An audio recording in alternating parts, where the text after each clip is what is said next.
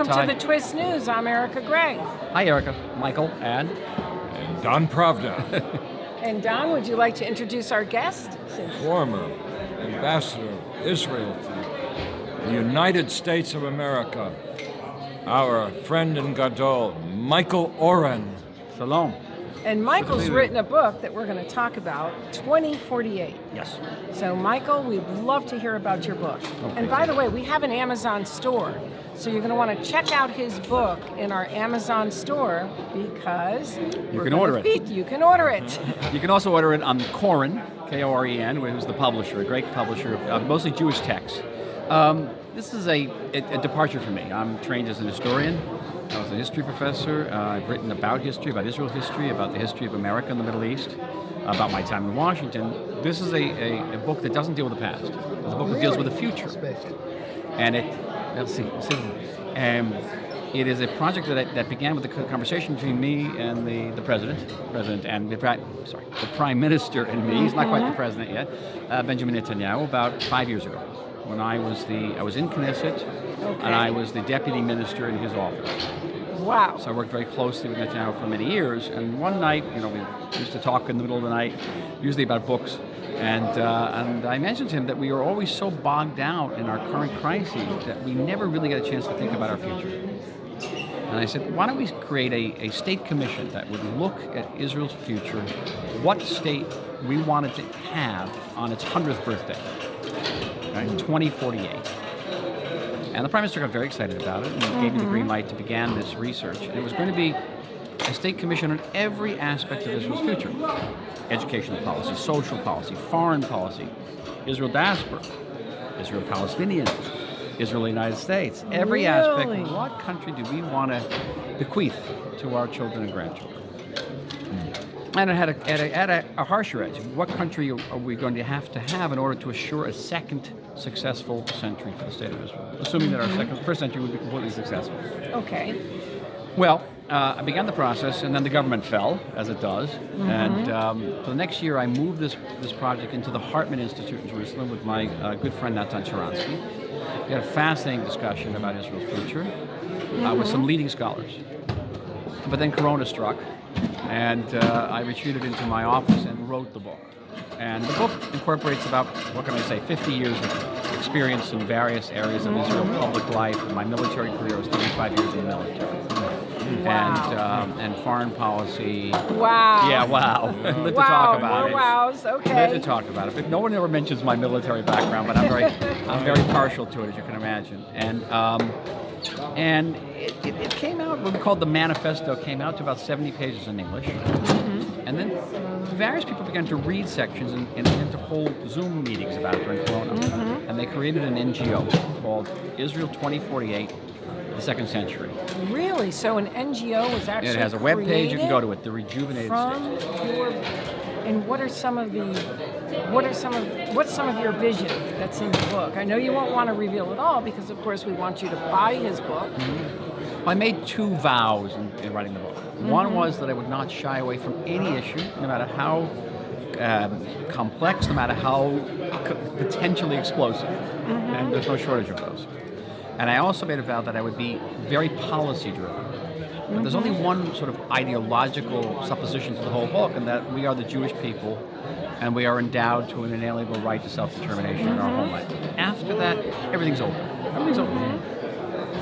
So this was fascinating and controversial. So some of the more controversial issues I address are the Bedouin issue in the South, which is a potentially existential issue. If we don't address it will endanger our future existence.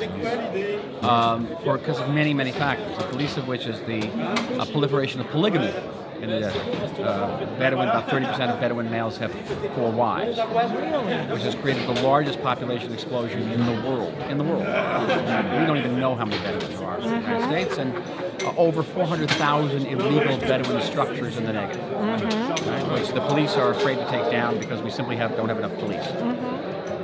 I deal with the Haredi, the ultra-Orthodox issue.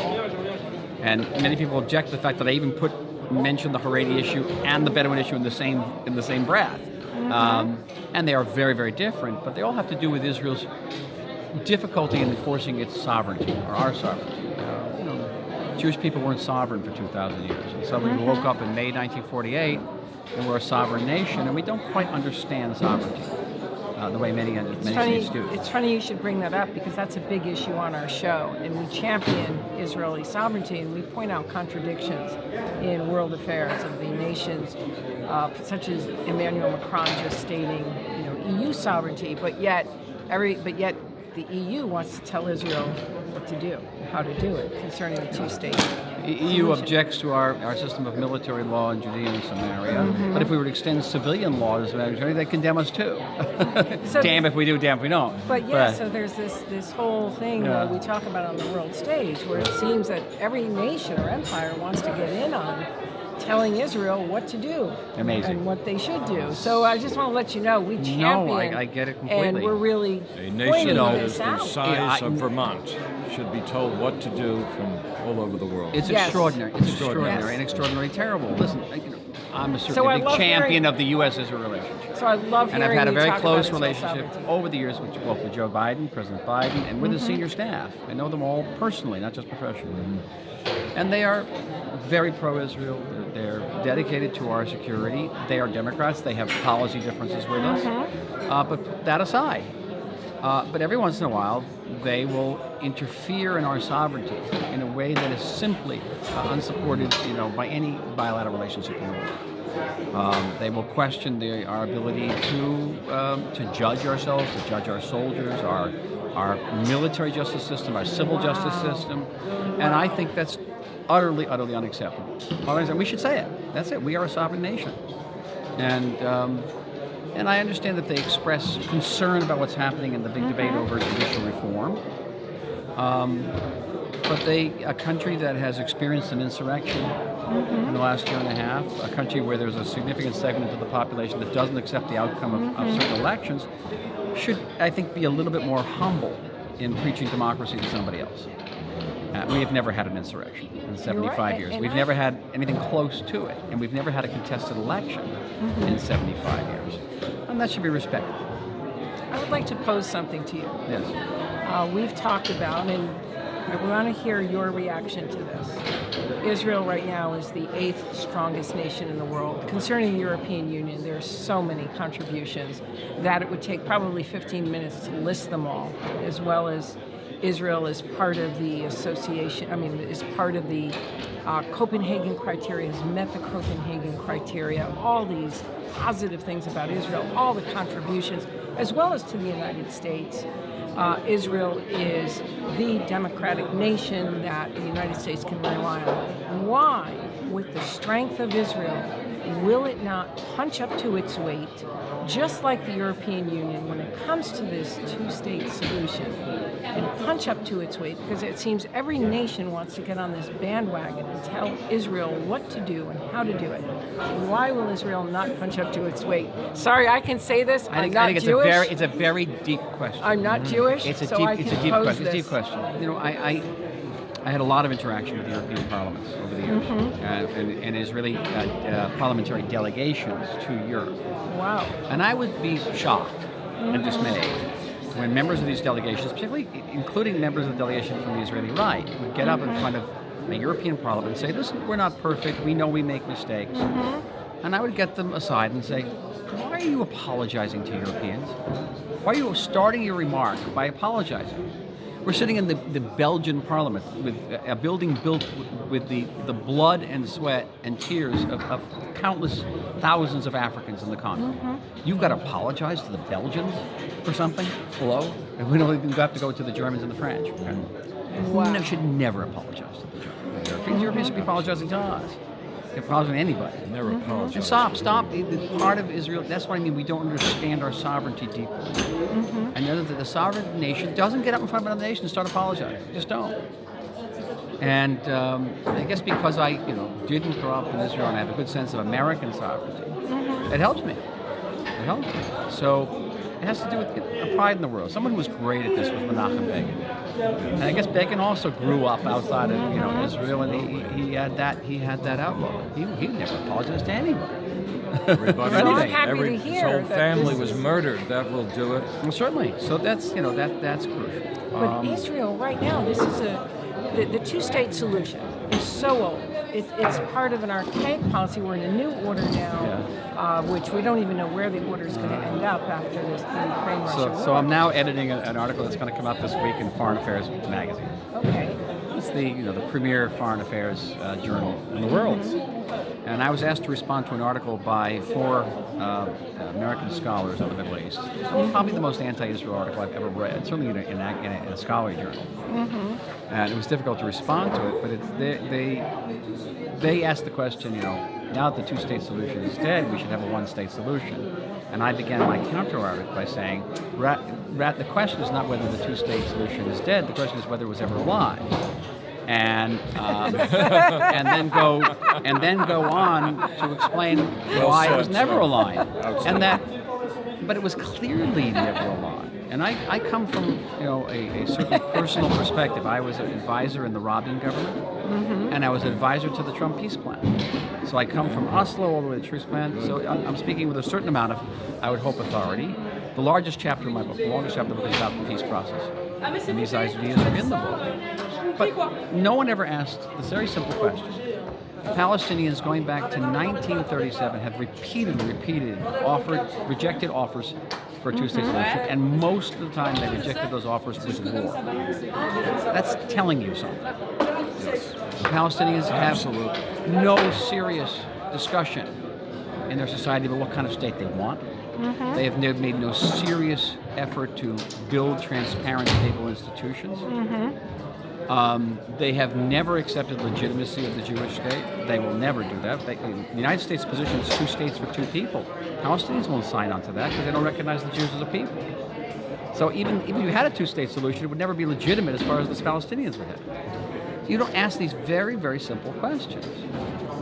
In 140 years of history, I cannot adduce one shred of evidence that would support the case that the Palestinians are capable of sustaining a state structure. These are very, and I'm not saying this is a right-winger or a left-winger. This is simply empirical evidence from history. Well, also with the strength of Israel right now, you're essentially taking a banana republic and you're going to weaken the current state by, let's talk about if you could have a 2-state solution. And Israel is in so many agreements right now that are major agreements. It's in the Horizon program in Europe. I mean, how would that all be effective? And affected, and it would be negatively. And I think that no one's looking at the geoeconomic as far as... You don't have to look that far apart. You have a state that, be led by an individual, Mahmoud Abbas, who's in the 17th year of his 4-year term. Okay? Can't even stand for re-election of his own people. That state's going to fall apart in a matter of days. He stays alive because the IDF keeps him alive. And he wants the IDF to pull out and see what his longevity is going to be. A dictator. This state's going to fall apart. It's going to put most Israeli cities, not just within rocket range, but within rifle range. And we saw how this worked out. The withdrawal from Lebanon, the withdrawal from Gaza. But we don't get peace, we get rockets. We got rockets tonight as we're talking. And Israelis aren't stupid. They're not going to sign on to that. So these are very fundamental conclusions I've made about the peace process. What do you feel the solution is on the world stage? There's no because solution. Everybody's jumping on this bandwagon. Now China wants to. We have a choice of having them jump or dying. What would you choose? Okay? We're not going to make the world feel better for us by endangering the lives of our children. Just not. Sorry. So we're going to have to deal with it and explain it the best we can. But we can manage this conflict much better. And if we stop thinking about in terms of solutions and think about management. And it sounds like you're in agreement with what we're advocating on this channel is Israel punching up to Israel asserting itself and saying this is out of the question. We, to the United States, we offer you X, Y, Z. We will not have this. But we have to offer something, and we have to be proactive. We're not being proactive. But Israel does offer. We need to offer more. We need to offer more. We have to be. That's what I say in the book also. We have to provide what's called the political horizon. Have it. But there are many alternatives you can consider.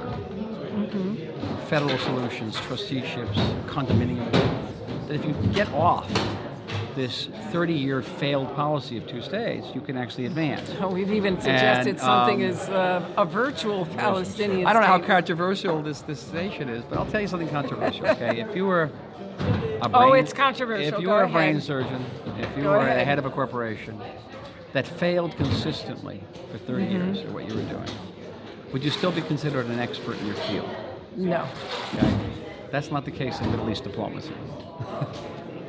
And you have an entire cadre of people who have failed consistently, not just in Israel-Palestinian issues, but in the entire Middle East, in Libya, Syria, Egypt, Yemen, Tunisia, you name it, they have failed, and yet they're still the experts.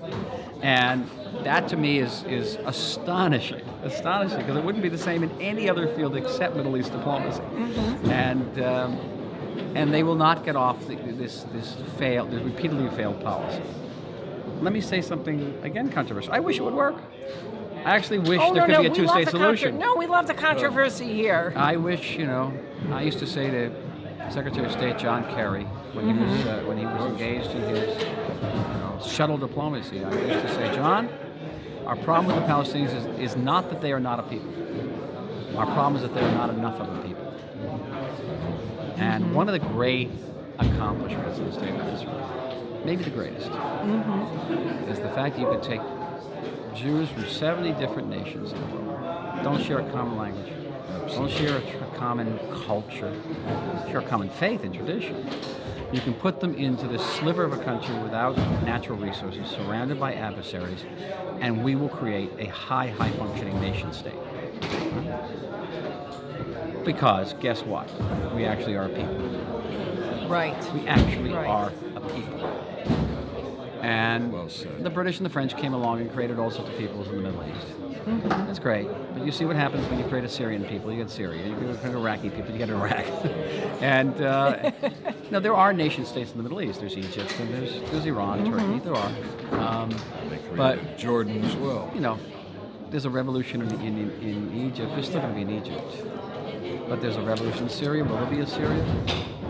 So we're dealing with very fundamental issues here, But I thought which no one wants to address. But I thought also some of your proposals that you stated like a federation, and you used some other terms I hadn't heard, like condominiumizing, and why can't Israel be sovereign? Why can't the Palestinians have a little state within, or a state within the state of Israel, Which is where what they Israel have. and they can have opt-ins, opt-outs, like EU policy, for certain laws, because I understand certain laws don't sync. And but even a virtual state. Why not a virtual state where no matter where they live in Israel, they can. We're now in the age of the internet. You have virtual property, and then you can invest in. No, seriously, you can invest in that virtual leaders while you're at it. No, that's serious. So this is ancient history. Back in 2015, just like I wrote. cryptocurrency, started this whole thing. Now the digital bank. I mean, the banks It's are interesting. We digital got currency. ChatGPT to create up the state. Back in ancient history, pre-chat, Wall Street Journal, I wrote an article called The Two-State Reality. And my position then, which is my position now, it's actually integrated in the book, 2048, is this, that the debate over two states, one state, whatever, is kind of a moot point. There's actually are two states. And if you travel through Israel, you go up our Highway 6, which goes along Judea and Samaria going north-south, you'll see huge Palestinian flags flying over cities. There actually is a kind of state there. It has territory, it has a government, it has a police force, it collects taxes, unfortunately mostly at gunpoint, but it collects taxes. And it's not a barbarian state, but it's a sovereign state, but it's a state. And the big question is, okay, what is the extent of the sovereignty of that state? What kind of risk can we give that state by giving it greater autonomy? And that article, I was in the White House several times during the Trump administration. It became very important in the Trump peace plan, which assumes that we have something to work with. Let's not reinvent the wheel. Let's build on a reality, rather than an irreality of a two-state solution, which is not going to happen, which is Israel's retreat to more or less the 67 lines, a redivision of Jerusalem. No one's going to do that. Right. Nobody's going to do that. Right. And the Palestinians don't want it. So other than that, it's fine. Be sure to subscribe to this channel, tune in for more, and check out his book. Toda Israel, Rabbah, Israel 2048, Baruch, the Rejuvenated State. Thank you for